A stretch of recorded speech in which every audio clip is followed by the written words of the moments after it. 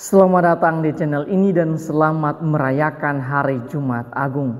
Sahabat-sahabatku yang terkasih, selama masa Prapaskah kita senantiasa mengikuti devosi Jalan Salib di setiap hari Jumat. Di dalam ibadah tersebut kita mengikuti proses penderitaan Yesus dari rumah Pilatus sampai kematian Yesus di Bukit Golgota. Karena itu, pertanyaan refleksi untuk kita semua ialah apa saja makna yang kita peroleh dari setiap ibadah tersebut. Apakah kita sungguh-sungguh masuk di dalam kisah penderitaan yang sangat keji itu? Ketika saya merenungkan perayaan hari ini, perayaan Jumat Agung ini, saya menemukan bahwa betapa beruntungnya kita umat Kristiani. Sebab dengan tanpa sengaja ataupun dengan keegoisan kita memilih jatuh di dalam dosa dan mengalami kenikmatan dosa. Tetapi Yesuslah yang menanggung semua dosa-dosa kita dengan penderitaan dan darah yang mahal. Di dalam kisah sengsara yang kita dengarkan, betapa menderitanya Yesus sejak dari rumah Pilatus sampai di atas Bukit Golgota. Beban batin maupun fisik ditanggung olehnya. Tak terhitung hinaan, cemooh, makian yang diterima oleh Yesus sepanjang perjalanan salibnya. Juga tak terhitung pukulan, cambukan, darah, luka yang diderita oleh dirinya. Yesus sempat jatuh 3 kali, tetapi ia tetap bangun kembali. Di dalam bacaan pertama, Nabi Yesaya telah bernubuat tentang kesengsaraan Yesus. Nabi Yesaya mengatakan, ia sangat dihina, ia tidak tampan dan semarak pun tidak ada padanya, sehingga kita tidak tertarik untuk memandangnya. Tetapi sesungguhnya penyakit kitalah yang ditanggungnya dan kesengsaraan kitalah yang dipikulnya. Sesungguhnya dia tertikam oleh karena pemberontakan kita. Ia diremukkan karena kejahatan kita.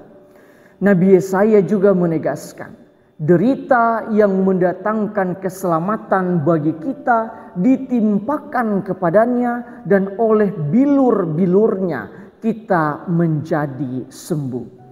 Dengan kata lain, dengan penderitaannya Yesus telah menebus semua dosa-dosa kita. Di dalam bacaan kedua, Santo Paulus menegaskan bahwa ketaatan Yesuslah yang menguatkan dirinya sehingga Yesus mampu menyelesaikan perjalanan salibnya. Bagi Santo Paulus, Yesus telah belajar menjadi taat dan menjadi pokok keselamatan abadi bagi semua orang yang taat kepadanya. Sahabat-sahabatku yang terkasih, berdasarkan bacaan-bacaan dan perayaan hari ini, marilah kita merenungkan sejumlah remah permenungan. Pertama, melihat peristiwa penyaliban, maka kita memang bukan Yesus yang harus tergantung di atas salib, tetapi sebagai pengikut Yesus dalam cara berpikir, dalam cara hidup, dalam cara mencintai, hendaknya kita harus mampu seperti Yesus. Artinya kita harus mencintai seperti Yesus, kita harus berpikir seperti Yesus, kita harus hidup sebagaimana Yesus hidup, dan bahkan kita harus saling mengampuni seperti Yesus mengampuni dan lain sebagainya.